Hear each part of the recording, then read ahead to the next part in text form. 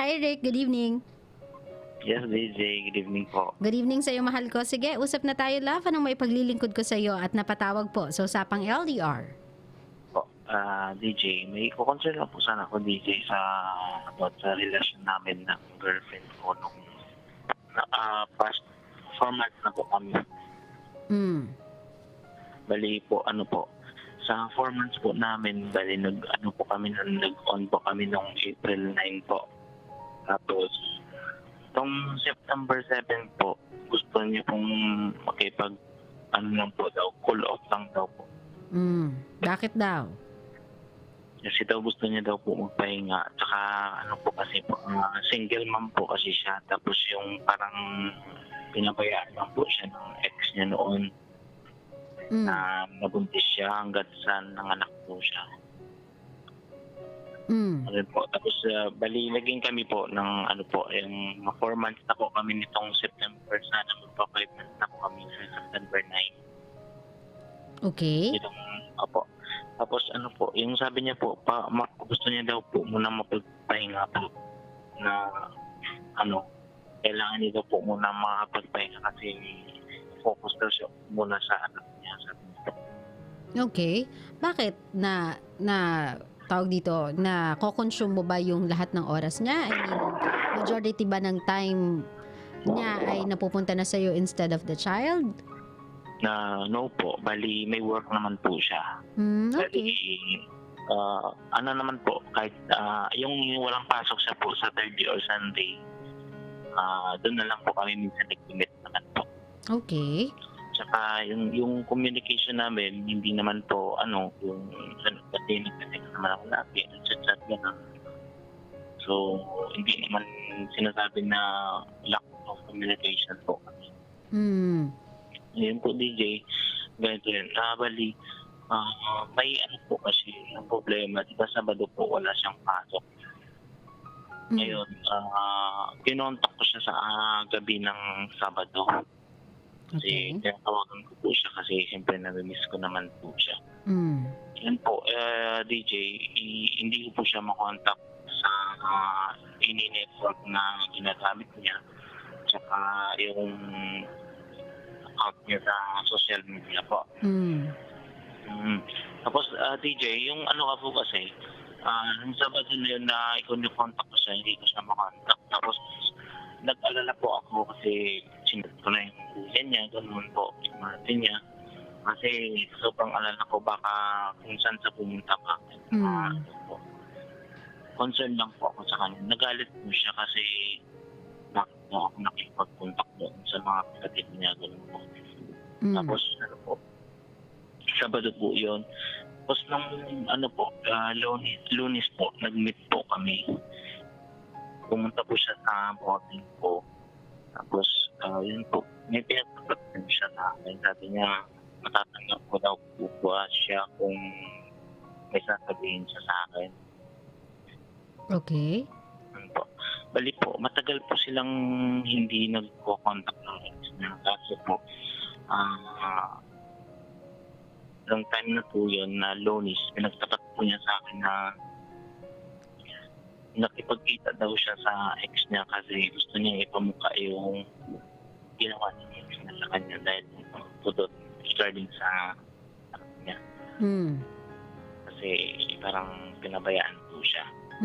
Parang, alam ko naman po na parang may depression po siya, ganun po. Parang nagsisig, parang problemado po siya sa buhay niya. DJ, naintindihan ko naman po yan, yung ganun yung anak na siya ganun, tapos na-depress pa sa nakaraan. So, alam ko naman po yun. Kasi po, yun po, yung parang hindi ko alam yung ibig sabihin na call off. Parang nag-ipad na wala na eh. Parang hindi na nag-work ang relation namin, hindi na nag-contact, gano'n. Parang binlock niya na ako sa social media, ganun po. Tsaka, parang, yun kaya ako nag-ahalala pa ako kasi parang, feeling ko, parang babalik siya sa nakaraan. Okay. So, yun yung problema mo ngayon. You don't know kung maghihintay ka pa ba or magmo-move on ka na. Kasi nga, after niyang mag-declare ng cool off, nag-shutdown na siya. I mean, Opo. in-isolate niya na yung sarili niya at hindi na siya nagpagawang makontak mo or nagpakontak pa sa'yo in any other way. Opo. Pero, yung sabi niya po, ang binitawan niya lang sa akin, gusto niya na po munang mag-focus sa akin. Hindi ko po, parang nagugulong din po ako. Rick, ganito, no? If she says she wants to focus muna dun sa anak niya, then wala tayong magagawa dun, mahal. Kasi syempre, priority niya yung bata eh. More than anything else, priority niya talaga yon. And if there's something good about what happened ngayon, although alam kong ikaw yung nasasaktan na sa end of the bargain, ang maganda lang kasi dito sa ginawa ni ate ay nagsabi siya sa'yo na, teka lang, Rick, hindi ko muna kayang ituloy itong relationship na to. I am in no good condition to continue with this relationship.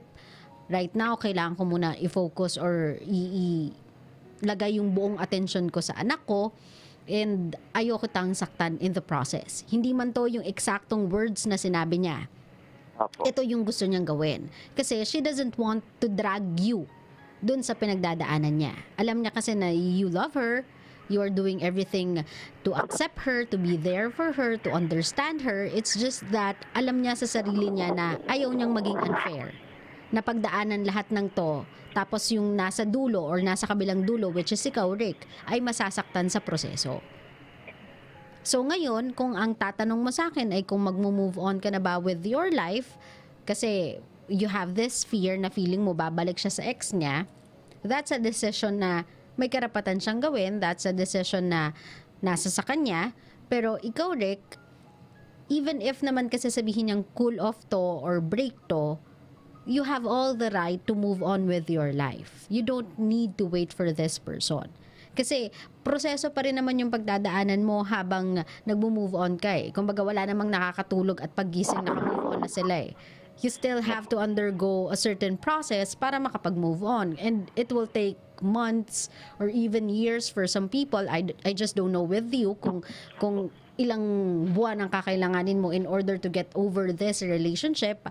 Pero if I may suggest, just continue on with your life. Carry on with your life even if mag-reply siya o hindi.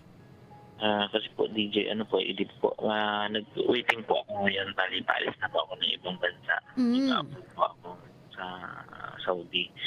Yun po, yung parang gusto ko lang po talagang ma-issue na gano'n po. Yung kasi parang mahulog na po yung loob ko dun sa anak niya. Sa gano'n po. Kasi may bandin din po kami, gano'n. Pag pupunta sa mga binyag, siyempre, karga ko rin po yung anak niya. Parang turing ng anak niya sa akin at tatay nga rin. Pero sinabi niya na yun sa akin na hindi ko lang daw anak. Okay, admit ko naman po yun na hindi ko anak yun. Nakakatuwa, no, na ganyan yung naging pagmamahal mo sa bata. Pero, yun nga, well, kahit anong gawin natin, that's not your kid. Wala kang karapatan doon kahit may pagmamahal, kahit may feelings, kahit may genuine intention ka pa sa bata. Kakalungkot lang na you have nothing, you have no right over that child and you don't have any power to do anything about it. Parang worthless po, DJ.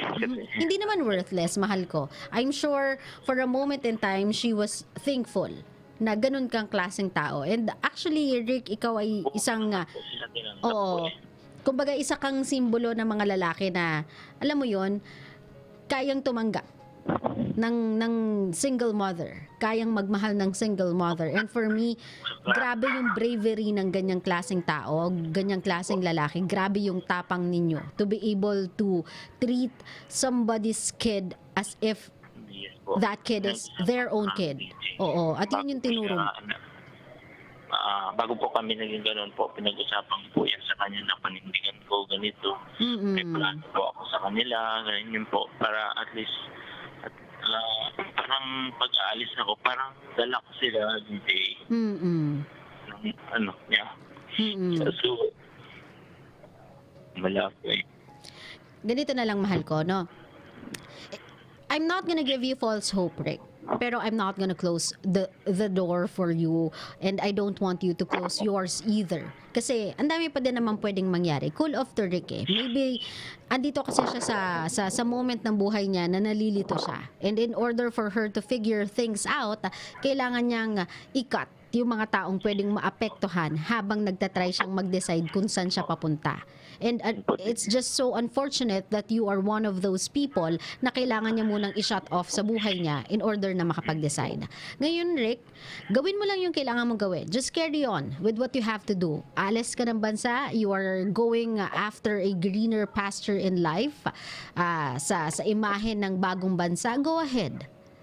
Kumpletuhin mo yung buhay mo, buuhin mo yung buhay mo doon, palaguin mo yung buhay mo doon sa Saudi, go ahead.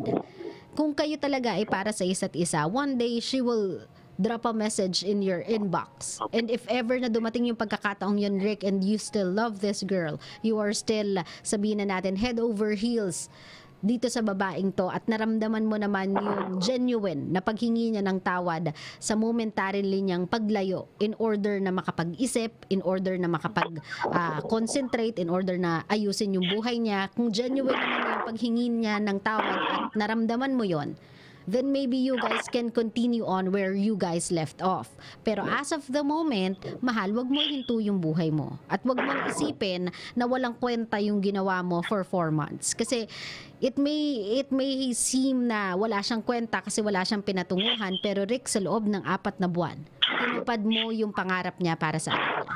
You gave her kid a father. DJ,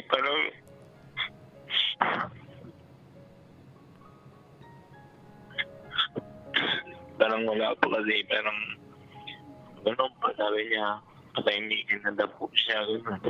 Ano po? Sabi niya, patahimikin na daw po siya, gano'n. Bigyan na po muna siya ng, yung peace of mind. Siguro, love, napagod lang siya. Napagod lang siguro siya sa, battles ng buhay niya. Sabi ko nga sa'yo, maybe ayaw ka lang muna niya ilagay doon sa gitna ng gera kung nasan siya. I-drag po. Ano po? I-drag po. Parang ayaw niya na ako i-drag kung anong pinagtarap niya sa buhay. Ganun yun. Kumbaga, alam niya kasing mabait ka, Rick eh. Alam niya mahal mo siya. At alam niya sa sarili niyang she cares about you. So, para sa kanya, ang way niya para protektahan ka, ang way niya para ipakita sa'yo, I respect you so much, Rick, and I'm thankful sa lahat ng ginawa mo para sa aming mag-ina. That's why, sa pinagdadaanan kong to, ayoko kitang i-drag dito. Ayoko tang hilain kung nasaan ako ngayon. Kung tatayo man ako, hayaan mo akong tumayo on my own. Babalik ako sa'yo when I'm good enough and I deserve your love and your affection. Po, DJ kasi po, sabi niya, yung ayahan daw siya na gusto niyang gawin. Huwag daw po siya arangan sa mga gusto niya pong gawin na buhay. Sabi ko, parang okay lang naman sa akin na magpaalam siya, na ginawa na yun, nakipagkita siya, okay lang sa akin yun. Sabi ko, hindi ko sinusubot yun, hindi ako galit doon. Malinaw po na sinabi yun sa kanya, DJ. So, yun po, dumating yung na parang kalala lang ako, kaya gano'n. Kaya nga, mahal, I mean, wala nga problema sa pag-intinding meron ka eh. Wala nga problema doon eh. Aminado naman siya na siya ang may kailangan nito. Siya ang may kasalanan dito. At siya ang humihingi ng pag-intindi at pag-unawa mula sa'yo. Na dahil nga ayaw niyang mag-explain sa'yo, ayaw kanyang pag-alalahin, she would wanna deal with things on her own. And then just get back with you kapag okay na siya. Yun nga lang, dahil wala akong kasiguraduhan to, Rick, kumbaga it's foundationless kind of promise. Kumbaga walang basis na promise or walang kasiguraduhang pangako. You have to carry on with your life. Tapos sabi ko nga sa'yo, if ever na sa pag-move on mo, sa pagkalimot mo sa kanya, ay bumalik siya, mag-drop ng message, naramdaman mo na sincere naman yung paghingi niya ng tawad at pagbalik sa buhay mo, at sa tingin mo mahal mo pa rin siya, at alam mo sa puso mo na siya pa rin yung gusto mong makasama, then maybe this time around you guys can work. But for now, ibinigay niya na muna sa'yo yung kalayaang deserve mo para wala kang isipin habang nasa ibang bansa ka. Kaya po. Kasi, Okay? yung, po, yung ano kasi po, DJ, yung problema dun nung pag nagko-contact pa ako sa kanya, nagte-text po ko, yung parang nagigit na po yung ex niya, nagigit na po, parang gusto akong, awain ng ex niya. Labas ka na doon, mahal. Labas ka na doon. Kung ano yung relationship nilang mag-ex, labas na tayo doon. Ngayon, kung kumukontak ka sa kanya, try mo na lang muna. Since she asked for a space, siya yung nag-ask ng cool off, hayaan mo muna siya, Rick. Wag mo muna siyang guluhin, wag mo muna siyang kulitin, at wag mo munang saktan yung sarili mo. Ngayon, kapag ginulo ka pa ng ex niya, yung ex niya, ipabarangay mo na. Sabihin mo sa kanya, dun sa ex niya, hindi, wala akong pakialam sa'yo, wala akong business with you, ang inaalala ko ay yung asawa mo, or rather, ang inaalala ko ay yung ex ko. Siya yung inaalala ko, hindi ikaw. Ngayon, para hindi ka maipagitna sa gulong meron sila, pabayaan mo muna si girl na ayusin yung buhay niya. Sige po. Habang ikaw, itinutuloy mo yung iyo, okay? Okay po. Ngayon, kung meron kang mensahe dito sa ex mo na I'm sure, Rick, mahal na mahal mo, even yung anak niya, mahal na mahal mo. Pero this time around, goodbye muna kayong dalawa. Pero malay mo naman, hindi naman natin alam kung anong meron sa future natin. Malay mo naman, sa future, kayo pa din. Ano gusto mong sabihin sa kanya? Yan lang din po. Ano po? Sige, kausapin mo, love. Wag ako. Kung gusto mo pa na magpagbalik sa akin, okay lang naman. Tapos, yun pa rin, yung pinag-usapan natin na tutuparin ko yun sa inyong dalawa. Kung ako'y matatanggap mo pa sa bandang huli na pag makapag-isip ka na gusto mo na bumalik sa akin, o kung gusto mong bumabuo yung pamilya niyo kasi may anak kayo, wala namang problema. So, yun lang. Yung bakit kakayanin ko na lang na pag-focus sa family ko. Kailan pa din. Rick, ituloy mo lang yung gusto mong ituloy sa buhay. Gawin mo lang yan. Gawin mo yan para sa sarili mo. Wag para kahit kanino, kundi para sa sarili mo. Gawin mo lahat ng pagbabagong yan para sa'yo. Okay? Yes, Salamat for calling my show, love. Ingat ka lagi, mahala. And good luck sa'yo sa paglipad. Sige, salamat, DJ. Ingat ka dun, love. Bye-bye. Sige, sige po.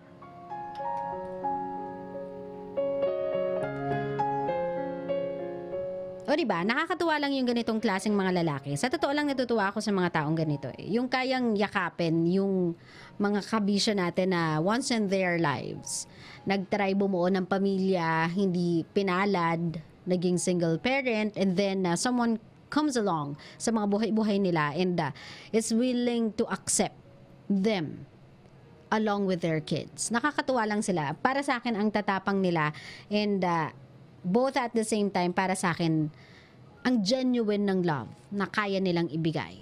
Yun nga lang, andun lagi kasi yung risk Andun lagi yung risk na kapag minahal kita, minahal ko yung anak mo, pagdating ba ng pagkakataong maghihiwalay tayo, mawawalan din ba ako ng karapatan sa anak mo? Unfortunately, the answer will always be yes. Kahit gaano mo pa kamahal yung bata, kahit gaano mo pa ibigay sa bata yung buong pagmamahal na kaya mong ibigay bilang second parent niya, that child can never be yours. You will never have the authority and right over that child because that one is not yours. So sa mga kabisyo natin, there's always a risk in loving anybody for that matter. Tapangan mo lang yung loob mo. Lagi mo lang sasabihin sa sarili mo na, nagmahal ako. Minahal ko siya, tinanggap ko siya, ibinigay ko sa kanya yung tinatawag nilang unconditional love. Kung masasaktan man ako, kahit papaano, sa short period of time na nakasama ko siya, sa short period of time na nakasama ko yung anak niya, feeling ko I gave them the life and I gave them the glimpse of a life that they truly deserve.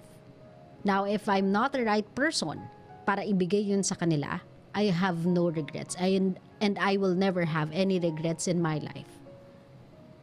Because I know I made someone happy. I made a child's heart happy. And that will always be worth it.